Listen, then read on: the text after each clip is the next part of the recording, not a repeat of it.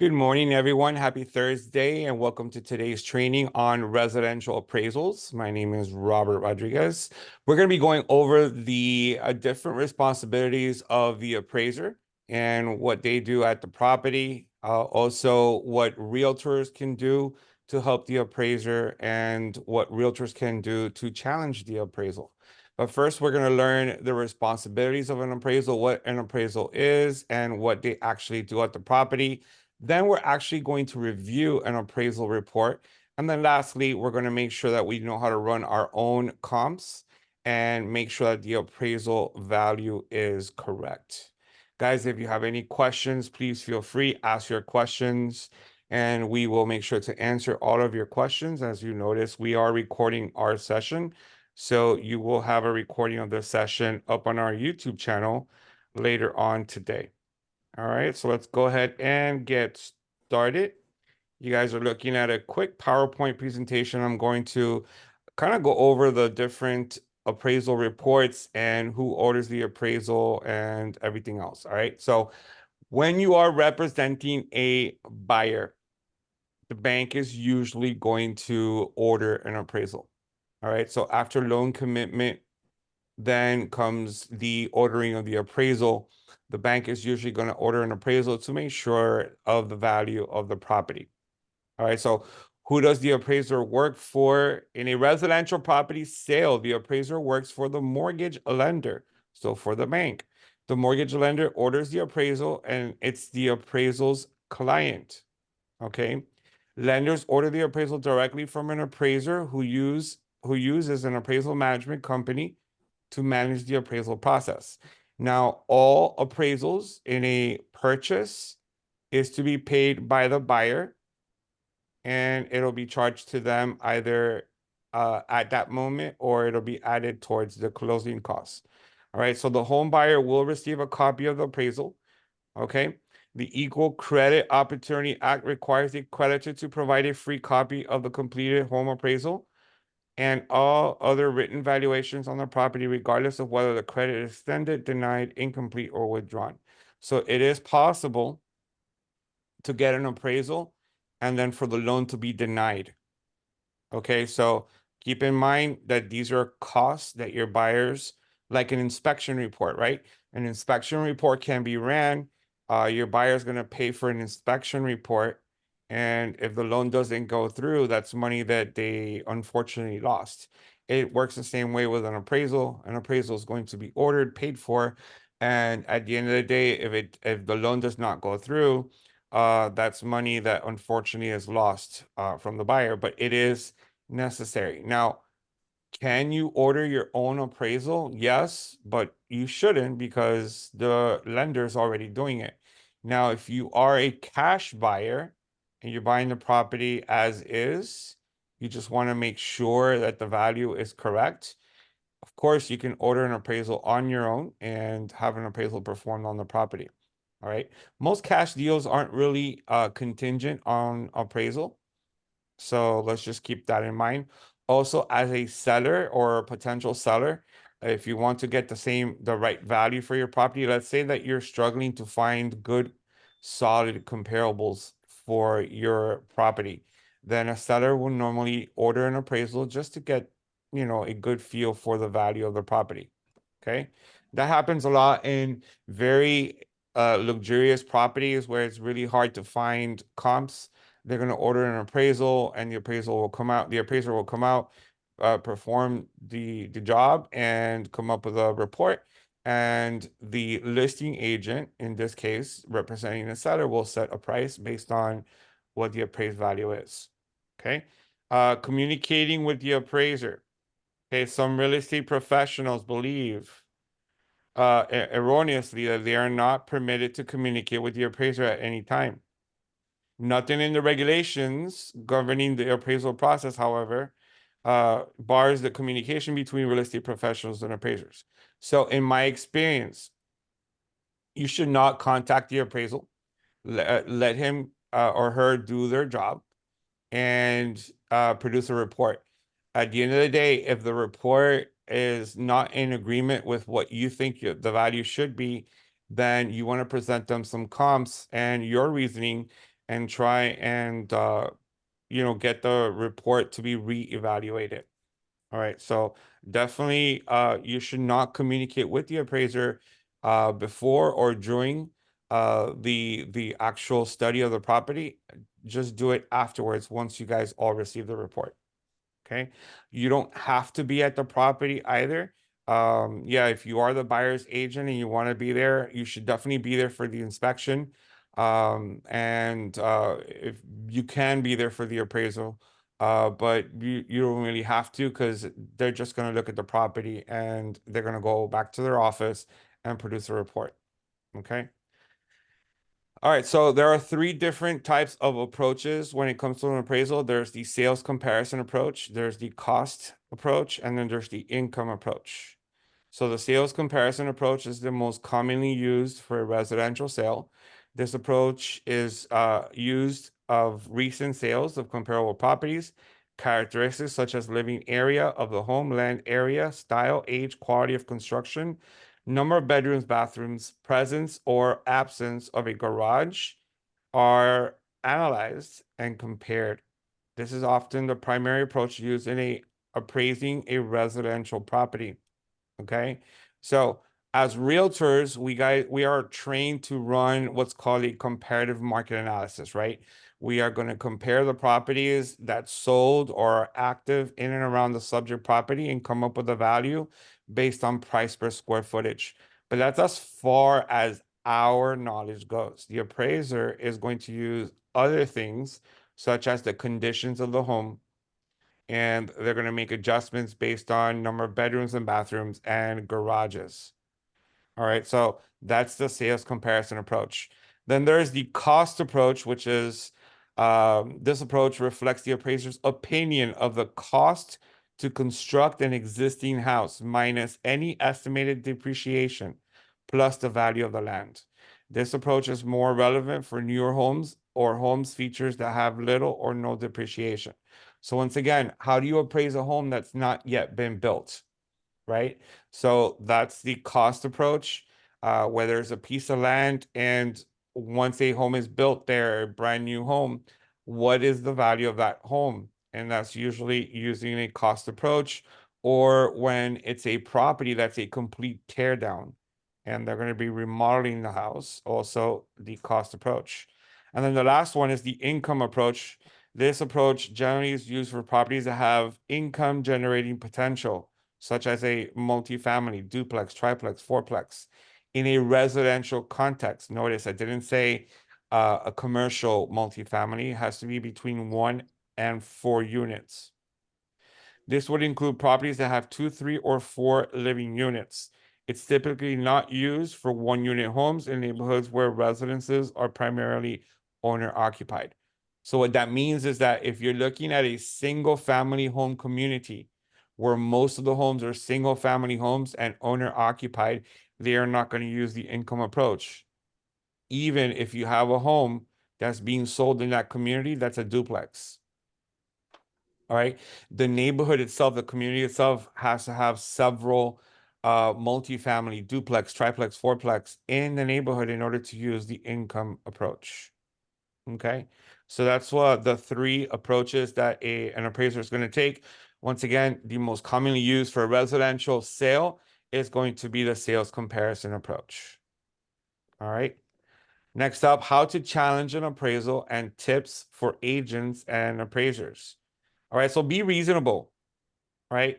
Be realistic about what a property is worth. Try to help the owner base the list price on actual similar sales and whatever the current market is doing in the neighborhood of the properties. Now, as an experienced agent, we should know how to run our own market analysis, right? And one way to zero down on an actual value of the property is to choose similar properties. Try to avoid making adjustments. The need to make adjustments is where we get in trouble. So if you're looking at a 3 bedroom, 2 bathroom home that's 1,500 square feet, then you're going to try and find other 3 bedroom, 2 bathroom homes right around that 1,500 square foot size that's sold or are active. So you can come up with a good value for that subject property. It's going to give you a range, right? It's going to give you a low, It's going to give you a high, and it's going to give you an average. And the value of that subject property is going to be somewhere between that low and high. Okay. So be reasonable. Communicate first. Sometimes real estate agents have a very hands-off approach about communicating with appraisers until an appraisal comes in too low, of course. So I'm going to give you an example. Today we are having an appraisal on a property that our buyers are purchasing. And I did speak to the appraiser last night. It was a very friendly communication, making sure that the door is going to be available, it's going to be open, and let him know that the house is fully remodeled and there are plenty of comps in the area. So he's going in already feeling like, all right, this is going to be an easy report. Okay, so those are the things kind of like breaking the ice that you want to do. What happens if agents will often start communicating all sorts of things about the property and how the market responded to it? But why was the information not shared in the first place? If you're using my appraiser info sheet, please consider doing so because it helps you be intentional about answering questions appraisers tend to ask before they ask. Remember, it's easier to be proactive before the appraisal is finished rather than react afterward. All right, so kind of break the ice, make sure they know it's a fully remodeled home. And again, there are plenty of comps in the area and you should have no issues. Okay. Now, for the last part, you want to ask the lender. Ask the lender before launching a rebuttal. So a rebuttal is basically a challenge to the appraised report. First, make sure to ask the lender what their process is for challenging an appraisal, so you know that you're spending your time wisely. They might have their own form of doing this. Remember, a reconsideration of value has to come to the appraiser from the lender. All right. So you're not going to ask the appraisal, hey, redo your report. No, you got to go to the lender and you got to say, I believe that the value is incorrect. Can you please rerun this report? And then the lender will reach out to the appraiser, and ask them to produce a new report. All right. Wear your data hat. It can be emotional when a property appraises too low. So it is important to remain objective and stick to the facts of the market when talking to appraisers. Focus on critiquing the meat of the appraisal, which is comp selection and adjustments given or not given. Forget about the minor issues or clerical errors that don't really sway value. Now, when looking at this and the home is actually larger than what is listed on the tax roll, you want to make sure you look in that appraised report and you want to make sure that the appraiser actually caught that. So let's say a home in public record is listed at 1,000 square feet, but it's actually 1,300 square feet. You want to make sure that the appraiser actually picked up on the fact that it is listed in public records smaller than the actual size. So he should be running his comps based on the actual size, which is going to be that 1,300 square feet. Okay. Now, price per square foot, I recommend giving most of your attention to similar sales rather than bringing up price per square foot. So once again, it's all about finding similar sales, properties that are around the same size with the same number of bedrooms and bathrooms. Of course, as realtors, and we're not experienced in running appraisals, we're always going to go by price per square foot. At the end of the day, price per square foot can be valued as a metric, but during an appraisal rebuttal, it's important to focus on sales that are similar, since that is probably what is going to be most useful for the appraiser. Also, be humble. You got to be nice.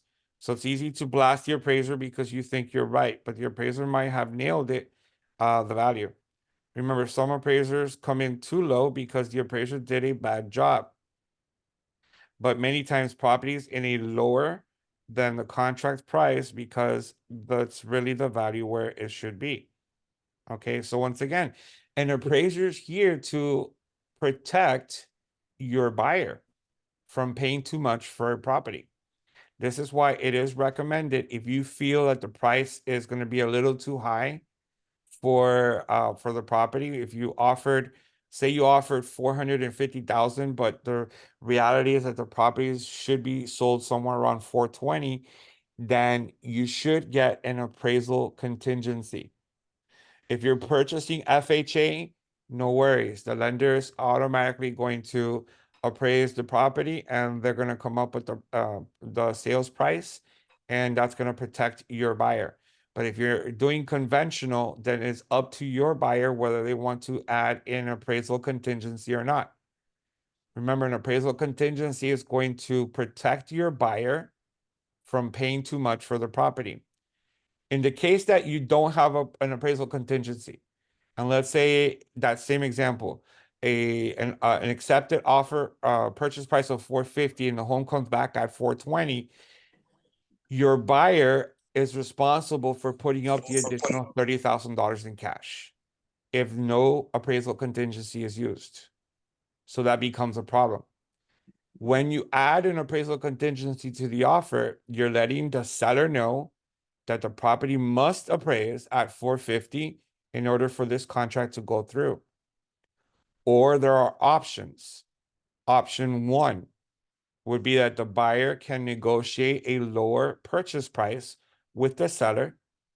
Option two, the buyer and seller agree, all right, to meet somewhere halfway. Option three, the buyer can walk away from this contract and receive their deposit because the property did not appraise.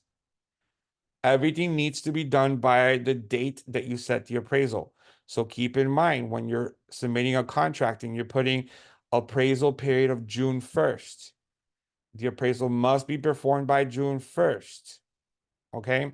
If you are getting close to June 1st and an appraisal has not yet been ordered, then you must submit an extension to that appraisal period.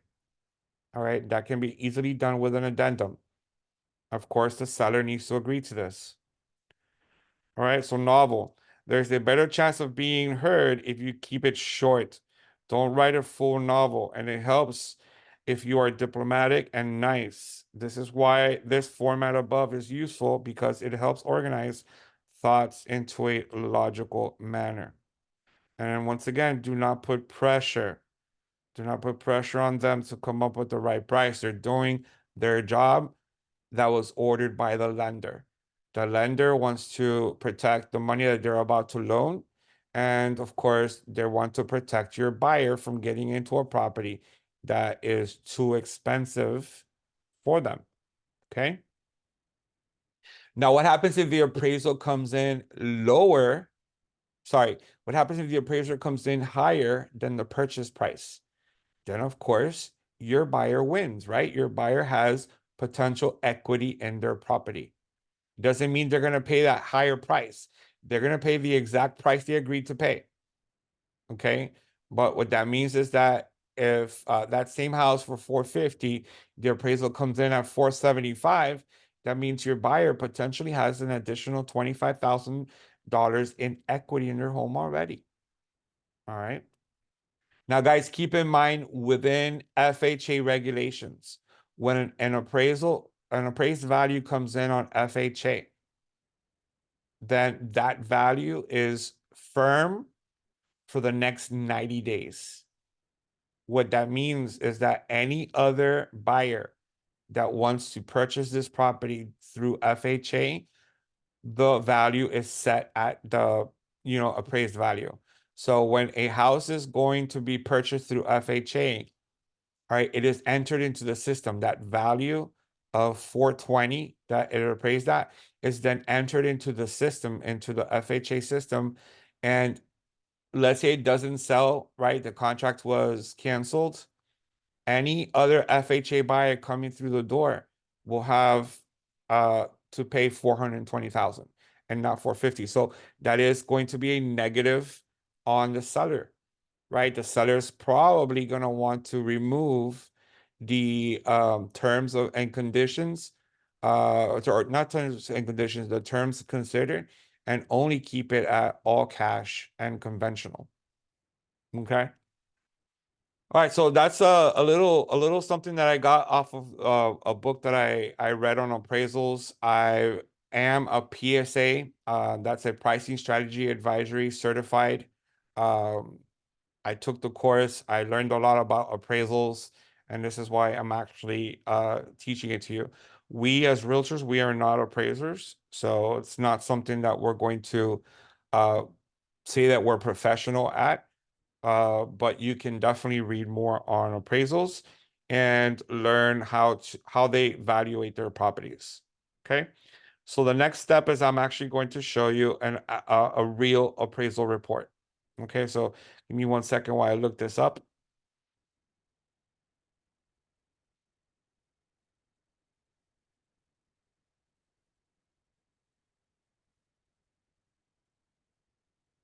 All right, so first I'm gonna actually show you the property that the appraisal report is about. So here is a property that just sold. All right, so here's a property that was listed at $649,000 and the sales price was $630,000. Yes, it was sold by our office. We were the listing office. Okay, so this is the property. All right, only has one picture, so we really aren't able to show you pictures on the MLS from the inside. But of course, the appraisal, right, does contain pictures of the inside. So right now the picture's not really opening. So my apologies on that, but we will see pictures of the property inside of the appraised report. Okay, so let's go ahead and share that appraisal that I'm going to demonstrate to you as a sample.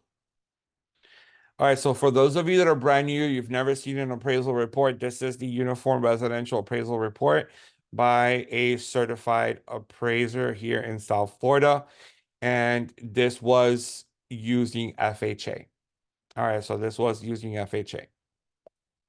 All right, so this is, of course, I blocked off the property address and the owner of the property. Okay, so it is going to be owner occupied. All right, it is a fee simple property and it is a purchase transaction.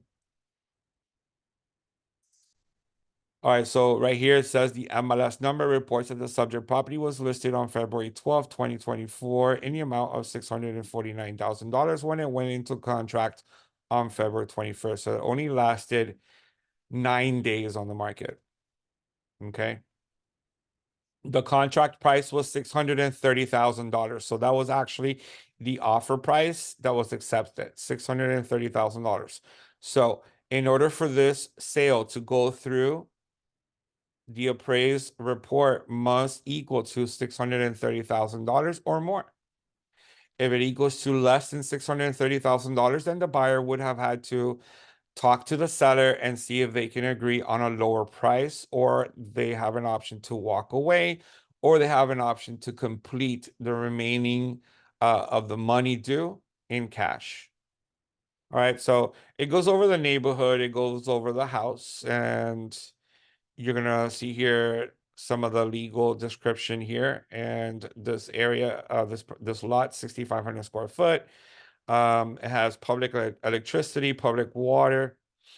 Okay. And then here you're gonna see information on the property, general description, foundation, exterior descriptions, interior descriptions. Okay. Then you're going to see the comps that were used. So here we have the subject property purchase price, $630,000 at $389.61 a square foot. Comp number one comes in at $371 a square foot. That property sold for $710,000. Okay. Comp number two. And notice some of the adjustments, guys. A negative adjustment here of $20,000, a positive adjustment here on the lot size of $5,500. All right, and then a negative adjustment here of $71,000 based on the conditions of the home. Remember, guys, you do not make adjustments to a subject property. You make adjustments to the comps. All right, and there was an adjustment here, a negative adjustment of 16,225 based on the size, because our subject property is 1,617 square feet, and the first comparable is actually larger by 300 square feet. So it's larger by 19, it's actually 1,912 square feet. Comp number two comes in at 665.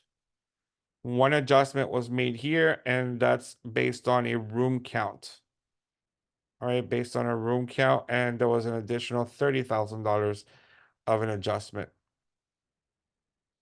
All right, and then comp number three over here, $610,000, and there was an adjustment on the lot size and an adjustment on the rooms.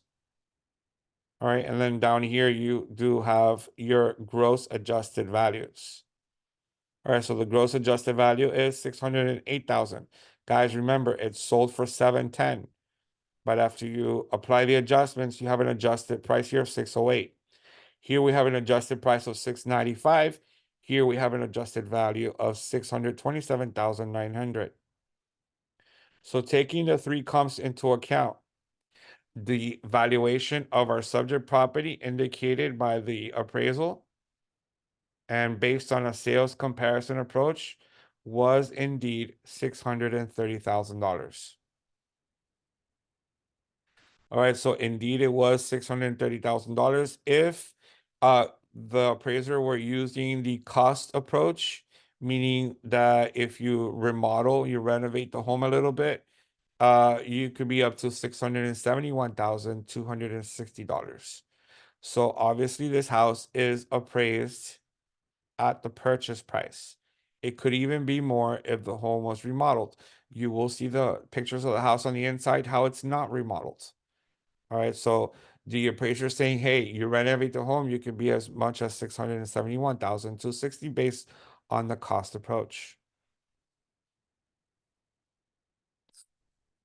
All right, so here we have more information on the home,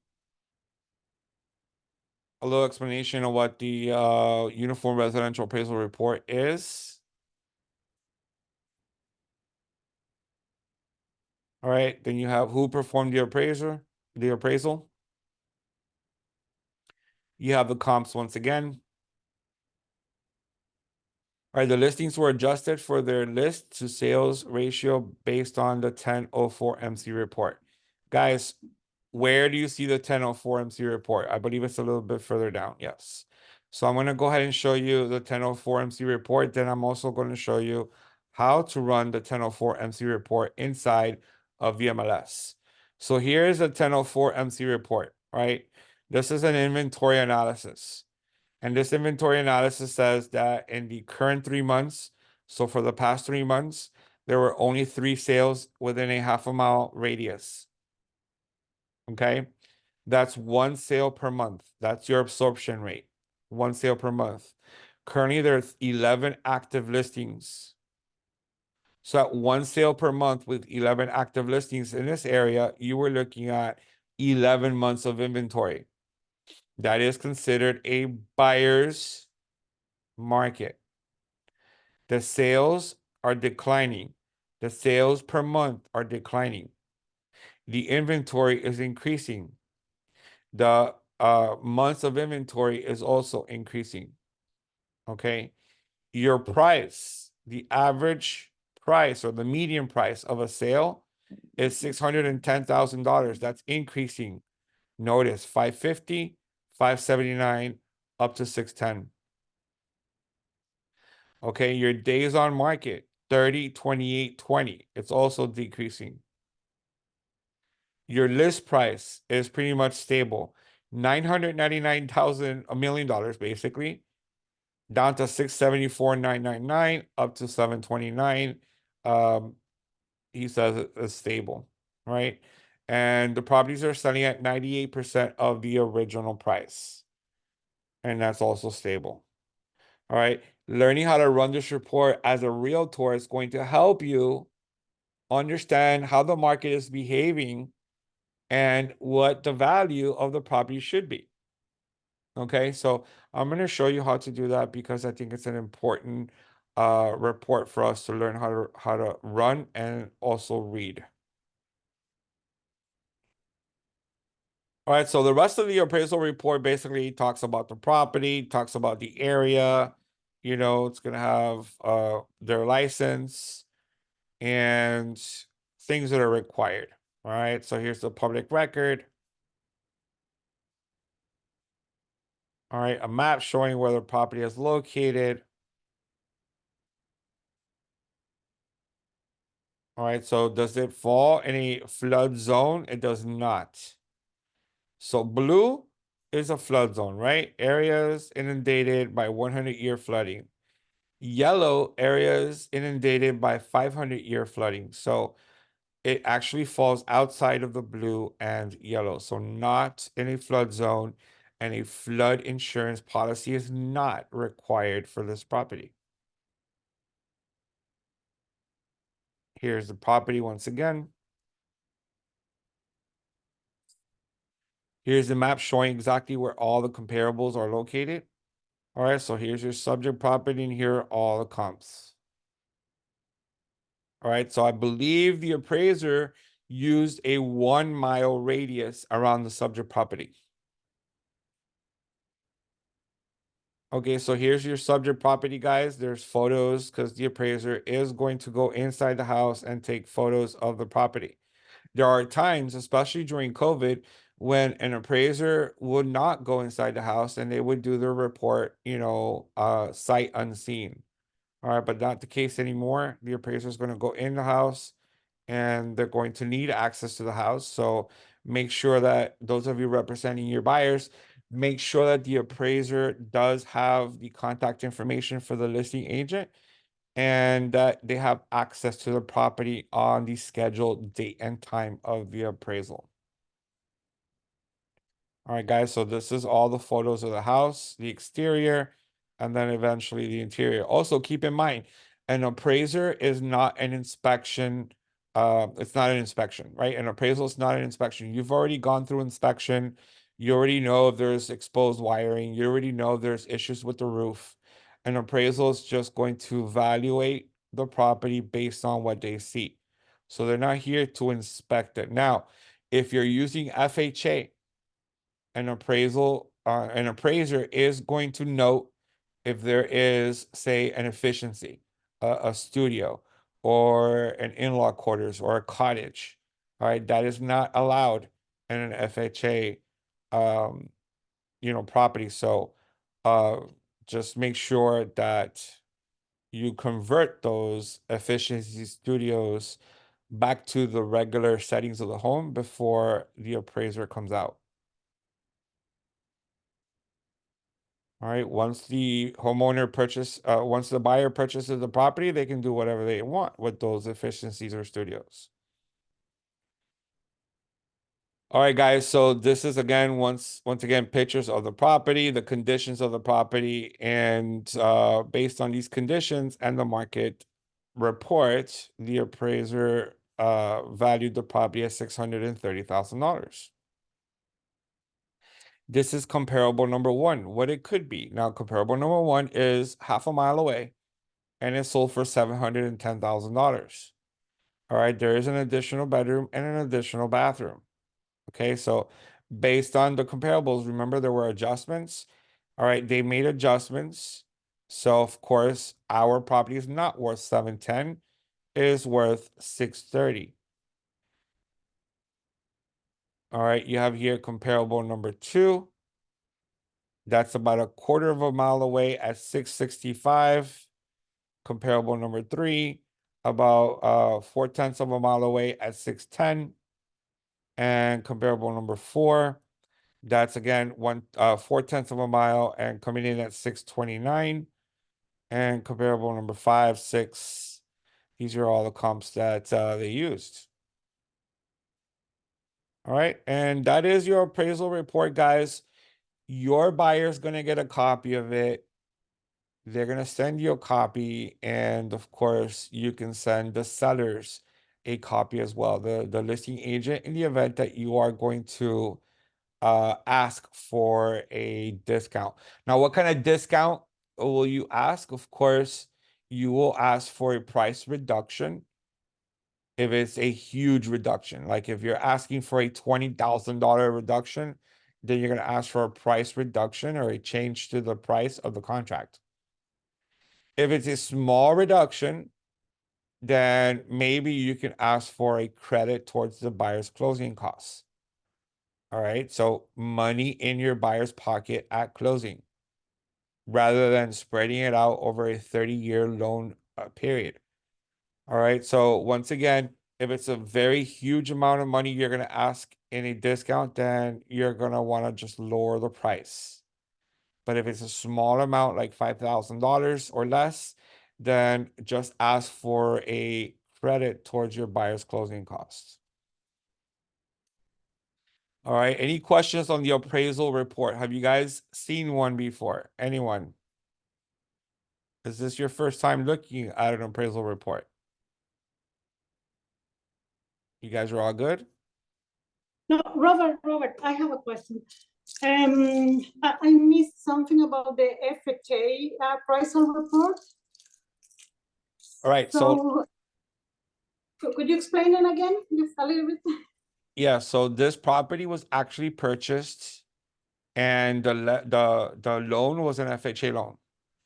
Okay. All right. So in an appraisal, when an appraisal is performed on an FHA property and the value is now $630,000. This is recorded in the FHA system, and that is the price no matter what buyer comes through with FHA loan, no matter what buyer comes through.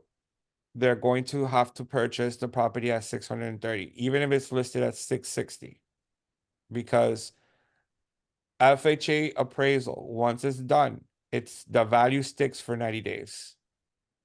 Okay. Okay. So let's say my buyer who was interested in this property decided to pull out. The property was listed for 650, right? It appraised at 630. The seller won't go down on their price. My buyer will not come out of pocket to complete the rest. They walk away. The next Okay. buyer comes in and places an offer, and they are also going to use FHA. The value is already there set at 630. So the seller's going to have to lower their price to 630. Okay. Now, in a conventional setting or an all cash setting, that does not that price is not going to stick because So the seller can also say, oh, no, I'm not going to do FHA and keep the price higher? yeah, the Or, seller can go to the MLS and they can remove FHA from the terms considered. okay. Okay. So you'll see a lot of properties that are in the price range of FHA not accept FHA. There are several reasons why.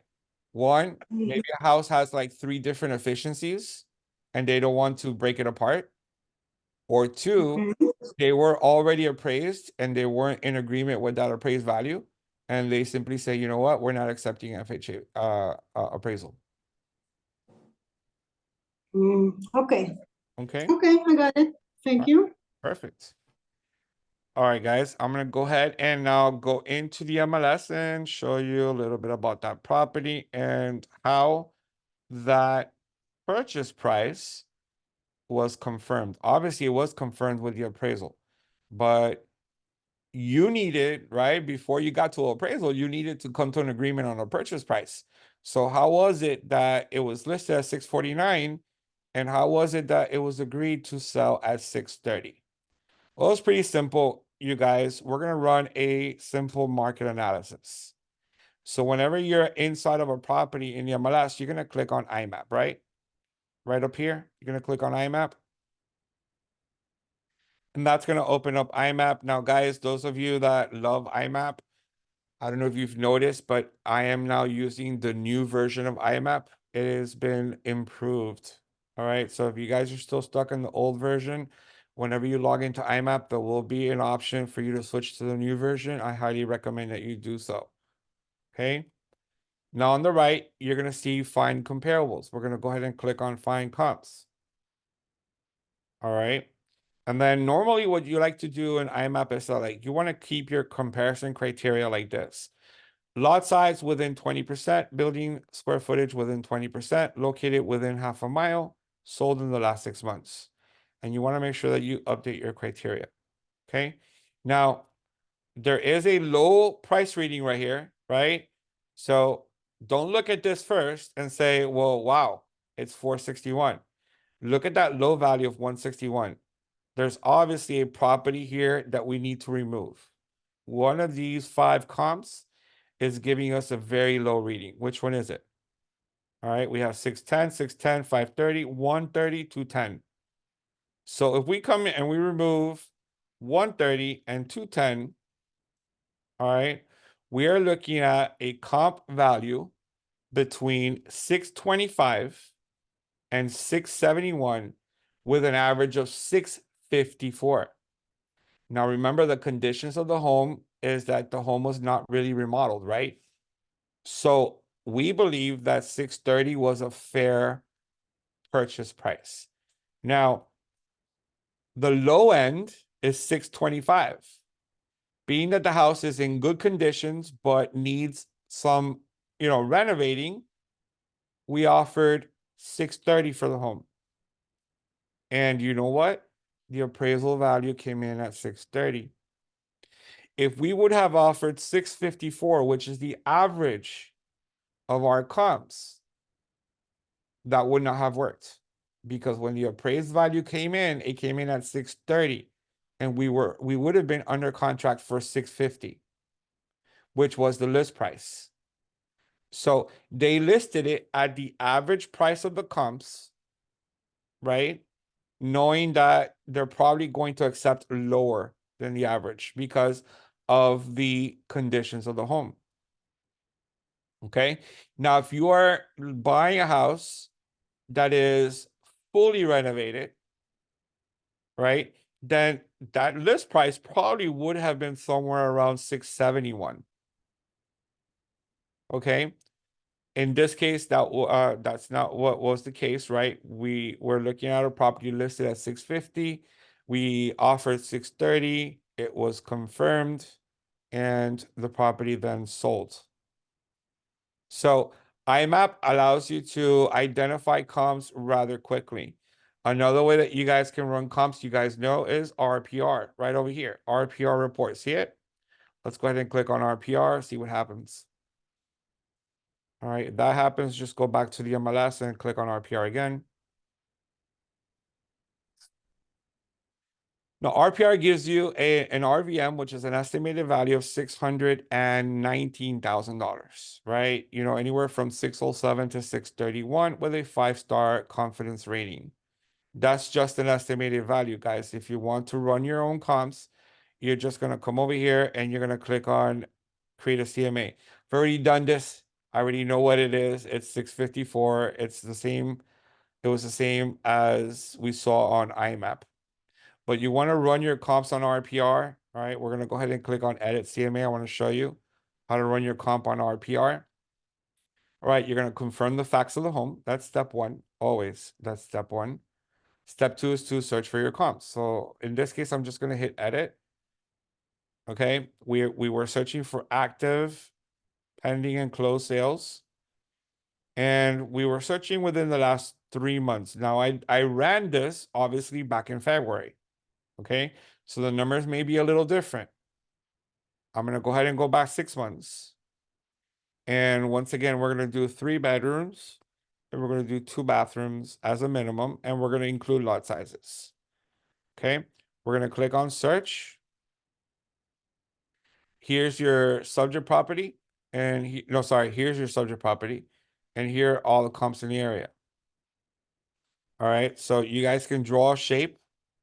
I'm just going to go ahead and draw a box here.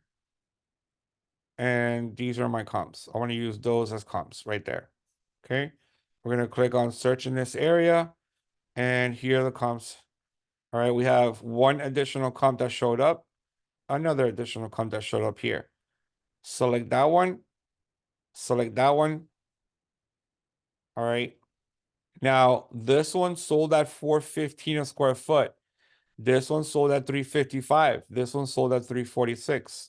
And then there's an active here currently asking $587 square foot. I'm not going to include that. That's going to be too high. And then these are all the comps over here that I just chose, plus the ones that I had from the previous time I ran the report.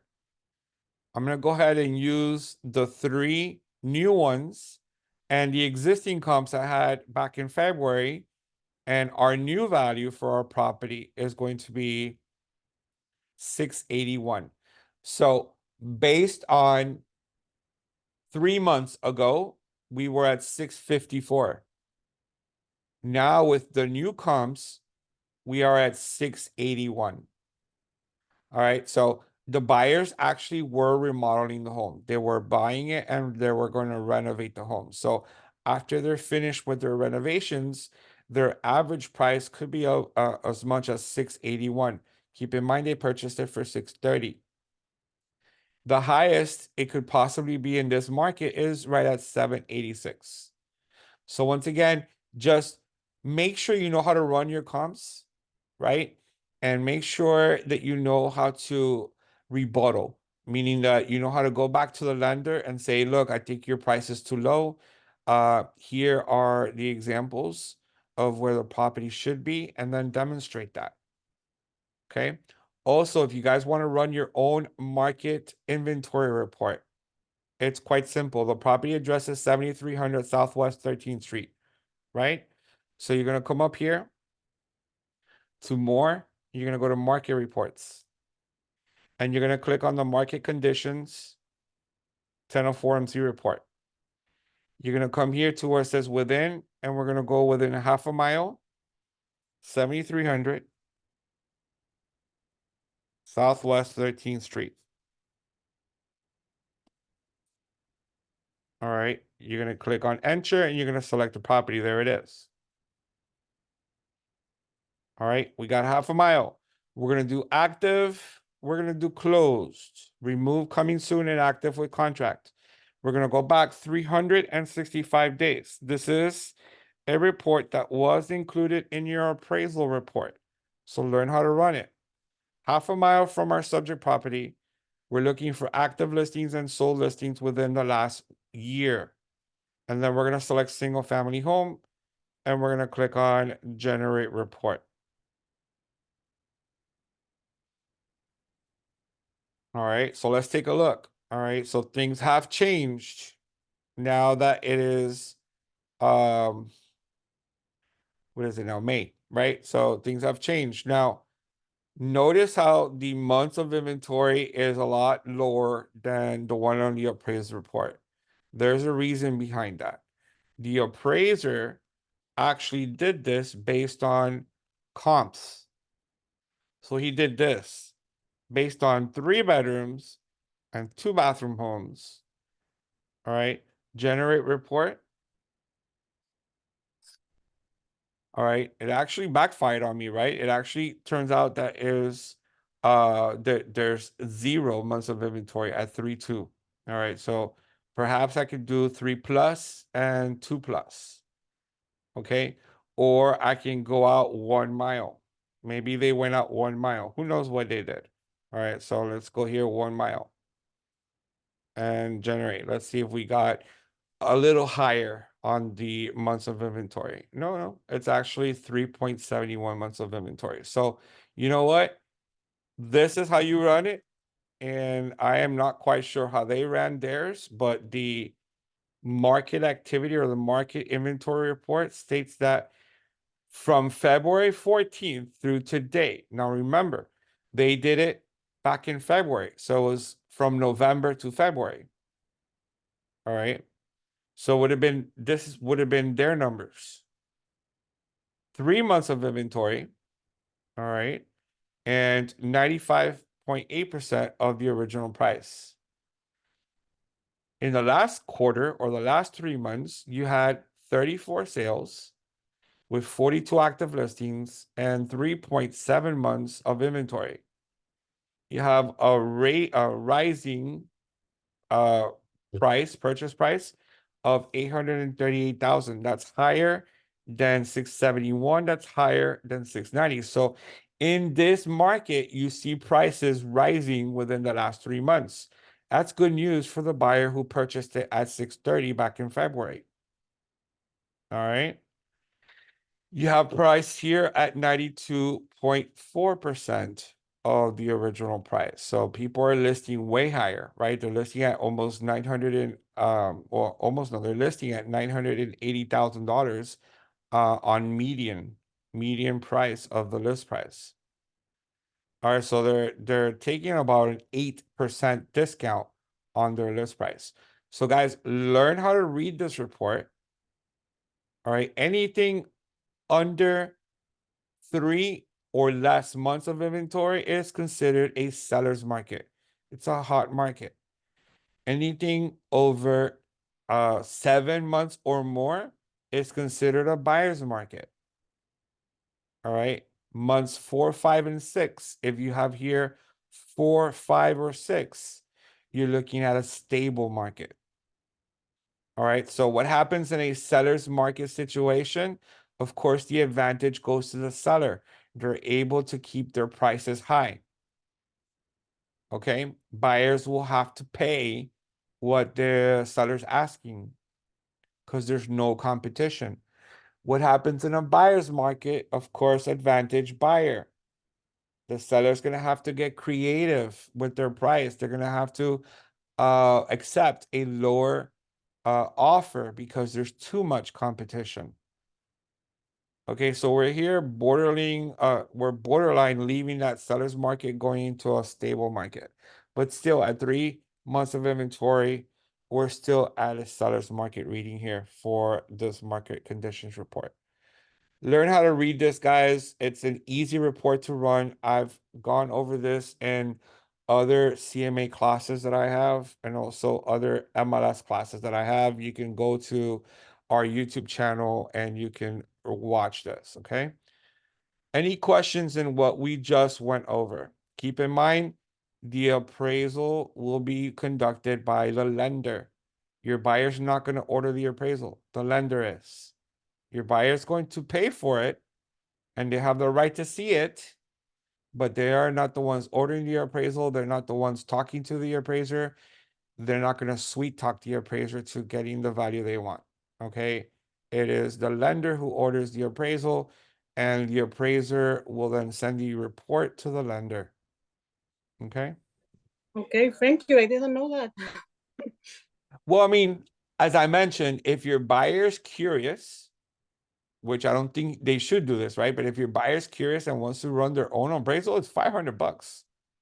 You know, they're gonna eventually have to use it if they're getting a loan because banks are going to order appraisal, whether it's conventional or FHA, they're gonna still have to order an appraiser. So just wait for that. A seller, on the other hand, if you're getting ready to sell the property and you want to know more or less what the value is, the seller may want to run their own appraisal report just to be on the safe side. All right.